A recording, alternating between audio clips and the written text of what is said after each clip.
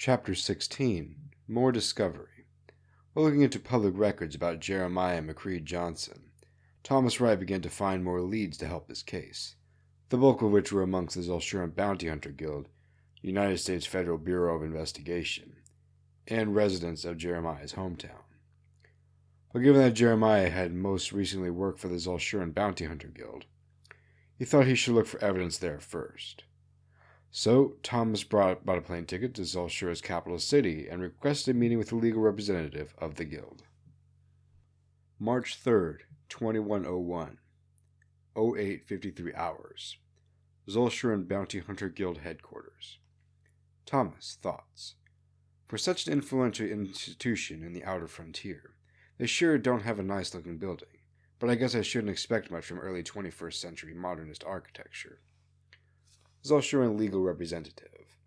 Sorry to keep you waiting, Mr. Wright. I assume you came here for information regarding a particular former bounty hunter and a bounty he was given on Paxsura's head. Thomas. Yes, I am here for information regarding a bounty hunter by the name of Jeremiah McCreed Johnson, or his other alias, Apollyon the Gunslinger, and I want all the information you can legally give me about the bounty that was placed on Paxsura's head. Representative. If that's the case, here's some key information you should know. The bat bounty was illegal under the Inu Convention, as well as violated the federal constitution of the Confederate Republic of Zulshura regarding who can declare war, given that the assassinating a foreign national sovereign is an act of war. Second, the member of the guild that was responsible for issuing that bounty has been found guilty of taking bribes from a foreign country and committing a war crime, so he will be spending the rest of his days behind bars. However, because his criminal case is closely linked to the bounty on Paxsura's head, I would advise you get a copy of those case files and see all the information inside that is not covered in black ink. Thomas then takes out a pen and notepad and writes down the case number and where to get the information. Thomas. Thank you, and I will request a copy of those case files. Now I need all the information about that bounty hunter.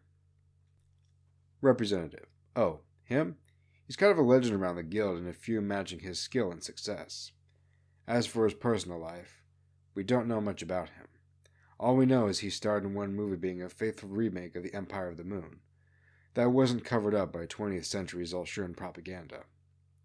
But I sometimes wonder if he really hated Paxsura because he played the part of President Mackenzie so well the director said he wasn't acting. As to whether or not he chose to take on that illegal bounty for Paxsura's head was out of hate, I couldn't tell.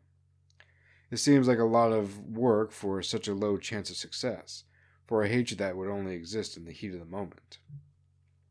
Thomas. Thank you for that information, but do you know if he has any family that could add some insight to work that may help my case? Representative. He probably does, but they probably won't talk to you given your Celanese race. And if it's to defend Queen Paxsura, there's not a chance they'd help you when every Zulshuran child grows up seeing Paxsura as a tyrant and an enemy of the Celanese people. It would be rare to find someone who doesn't see Paxsura or royalty in general as an enemy, and doesn't want to see your client convicted even if she's innocent until proven guilty. Thomas. Well, thanks for the sarcastic encouragement. Representative. You're welcome. And personally, I don't like Paxsura as much as the next Zulshuran, but a fair trial is a right she's entitled to, even if she is a horrible person. Thomas. Thank you for the insight, but I'll be grabbing those case files and get going. Representative. Then I wish you good skill, because luck ain't gonna cut it. Thomas then got a copy of the case files and information on Jeremiah Johnson, and brought his ticket to Florida International Spaceport. Catechumen continued. As Paxsura was continuing her catechumenate learning, she began to think of some questions about theological matters she couldn't understand, to ask Father Seraphim about. But because she had no direct knowledge of Christianity beyond Edenthiel, whom she only knew for a few months. And thinking back to herself, she thought, ironic, I who was the Empress of Persecution and claimed to be the vessel of a spirit I don't even know exists anymore, is now joining the church I persecuted. Not sure if that means my life is an ironic divine comedy or a tragedy of my own ignorance. And even though I am only a catechumen and not even a member of the church, From what I have learned, it seems most of what Zulshura did to my people in the past in the name of Christ was one of the most egregious forms of blasphemy, which makes me wonder if those Zulshurans ever really believed in the Christ they claimed to follow. But then again, I am at best making assumptions based on my own experience. Not that what those Zulshurans did matters 500 years later. Perhaps that's what Edenthiel meant when she said, "It's not good to make assumptions about people we don't know." And I probably should have listened to her when at the festival she told me to let go of a pointless war that ended more than 150 years ago. And because I didn't listen to her, I might end up on death row, and she was only trying to help me, to save me from my own self. Umbriel may have never believed in me, but you, Edenthiel, were the first to ever hold me to look for good and still within me, and that I wasn't totally depraved like so many others who claim to be Christians. I don't know what you did, but somehow you broke me in a way no one else could. I don't know if you in that heart sense of yours, but there's something different about you that I can't say what it is. Perhaps you're a channel of something much greater than yourself, and maybe you'll somehow convince Versopheth to let go of her hatred of my stepson. And even though he likely won't believe me, I am being sincere to ask him for forgiveness, or if he would even forgive me at all for my unforgivable actions. But I will show him kindness anyway as a feeble attempt to make things right, and probably fail trying. But perhaps that's something I can do through my relatives indirectly. And you know what? That's what I'm going to do. Paxsura then got out a pen and some paper and a blank check and started writing a letter to Giovanni Lansaro, with the address to his mansion in Las Vegas, Nevada. To the former Duke of Lansaro, I am writing to you this favor on behalf of my stepson from prison.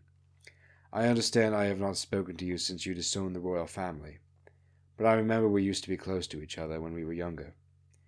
If you could take this blank check attached to my immense wealth, I want your accountants to write my stepson's entire debts and payments in my name and to have it cashed to his account.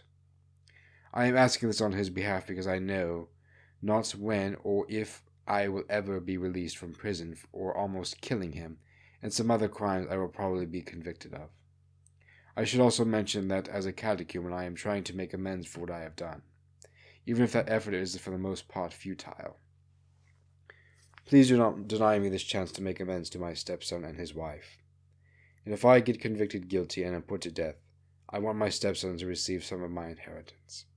Because even though we're not related through a royal bloodline, he is still my stepson. And according to the teachings of the Church, he is my son. Besides, I prefer to go to someone who lives an honest life. And I know you disowned your royal title as Duke of the House of Lunsor because of our cruel mother and the corruption of our relatives. But I want to support you too. I should have done so a lot sooner, especially now given that Kigorde Umbriel might end up doing our relatives following what they did to my daughter-in-law. You know as good as I that Umbriel does not use the sword of justice lightly, and no royal or common evildoers are safe from his judgments, and the judgment of God which are above him. We only need to look back on my niece Hippolyta, who was not spared Umbriel's judgment when she chose to exploit the youth and practice slavery in her dominion, despite being a high-ranking member of the royal family. I sometimes wonder if fear of Umbriel is what keeps our relatives in line, and I am considering writing this letter to Umbriel about our relatives are doing to my daughter-in-law. However, I fear that may just end in a bloodbath, and I could not have a clear conscience knowing I started it by telling Umbriel. Then again, I am only making assumptions about him, and perhaps his high degree of prudence may lead him to take alternative paths of action. As for myself, I will continue my catechumenate learning and walking the path of repentance.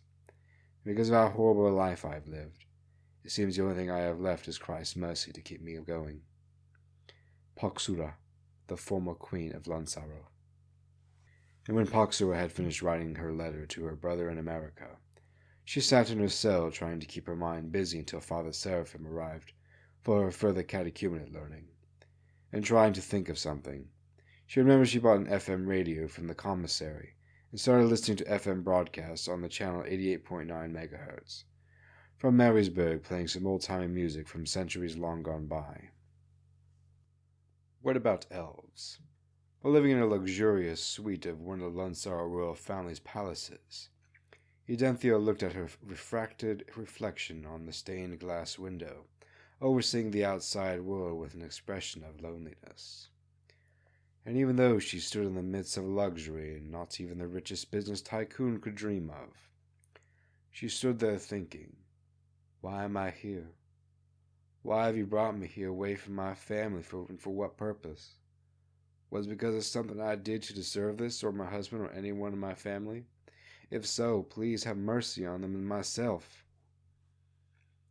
And as Edenthiel stood there, the butler of the elven servants came to her room dressed in a tuxedo, white gloves, black cane, and most professionally well-dressed hair. The butler then said, "How do you do, my lady? I have come with some simple meal you requested. You sure save us servants a lot of work compared to the mistress of the manor." Edenthiel then said with melancholy, "Thank you." The butler then notices the loneliness in Edenthiel's expression and puts the meal down before asking, "Is something the bother, Madame Edenthiel?" "Yes, and you don't need to refer to me by any special titles." "Very well, even though I am paid to be posh and polite, so what is the bother?" "It's just the loneliness of this place, and I'm worried that I may have done something to deserve this and be taken away from my family." "Do you mean to say Mistress Versopheth brought you here by force? For what cause has she done this for someone as pleasant as yourself?" "I don't know. Do you know, being her chief servant?" "I may have some hypothesis, according to the words of the court jesters, but I do not know for sure." "But what did the jester say?" "Ah, the jester, a silly little bloke. But his crafty little rhymes and riddles tell me it is not you Versopheth desires, but your husband. She despises him and wants his head on a silver platter, but a golden platter adorned with the finest of jewels. Of course, the jester is only a fool that is withheld from punishment for blaspheming the goddesses and the nobility. And even though, when given the option to choose his own execution for insulting Mistress Versopheth, he chose death by old age." And learning of Versopheth's intentions regarding her husband, she became visibly anxious, knowing what he would try to do to rescue her. The elven butler then asked, "Is something more the bother?" "Yes, does this mean Versopheth wants to murder my husband?" "I wouldn't say murder in the traditional sense, but more so out of vengeance for her own family, when Lord Umbriel has denied her perception of justice. It's a vicious cycle, violence and vengeance. But perhaps he has shown to hold his own against the royal guard and even the vessel of Luna Paxsura herself. Perhaps he still has a fighting chance. I know what he did to Paxsura and the Lunsar family on that day, and how hard he tried to prevent it. He didn't even try to kill Paxsura, but tried to kill him, and he was defending his own life. Unfortunately, Versopheth does not see it that way, and it's Luna's command that all Zorshurans must die, even innocent ones, because there is no innocent Zorshuran in her eyes. How is that justice? Precisely, it is not. But in her mind, power seems to be more important than justice, with the only true justice being divine judgment. But why not be just anyway? There is no rule against it, but just as despair is a worthless emotion, so is blind hope without the substance of things hoped for. Such is the matter of being just. No person can be perfectly just or perfectly merciful except God of the Most High, and if you took a good look at yourself, I doubt anyone would want pure justice when it comes to themselves. Why did you just speak to me in theological terms? Aren't you a Vertok practicing elf serving Versopheth? Perhaps appearances and associations can be deceiving, and I felt it would be appropriate to subtly reveal my true self to you. If I had not seen you refuse to eat meals sacrificed to Luna, and the mercy you showed to one of the servants being starved for her master as punishment under false accusations, I would not have spoken to you in such a matter. Does this mean you do not serve the Veritalk Pantheon of Versopheth? Although I am Versopheth's chief servant, my ultimate allegiance is to Christ, and Versopheth knows this.